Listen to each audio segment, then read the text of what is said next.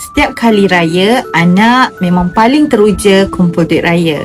Sampul warna-warni, jumlah makin banyak, senyum pun makin lebar. Tapi biasanya selepas beberapa minggu, duit tu habis sedikit demi sedikit tanpa kita sedar.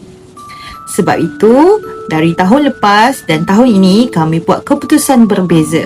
Kami ambil sebahagian duit raya dan simpan dalam akaun junior dengan public gold.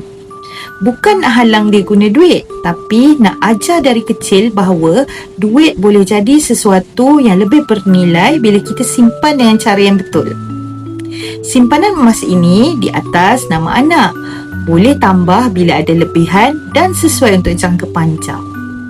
Perlahan-perlahan, sedikit demi sedikit simpanan itu akan membesar. Mungkin sekarang dia tidak nampak bezanya. Tapi bila dia dewasa nanti untuk pelajaran, kecemasan atau permulaan hidup, simpanan inilah yang akan bantu dia melangkah lebih yakin. Bagi kami, raya bukan sekadar tradisi memberi duit, tapi peluang pertama untuk hadiahkan masa depan. Sebab hadiah paling bernilai bukan apa yang dihabiskan atau digunakan, tetapi apa yang kekal memberi manfaat. Hadiah raya paling bermakna ialah simpanan masa depan.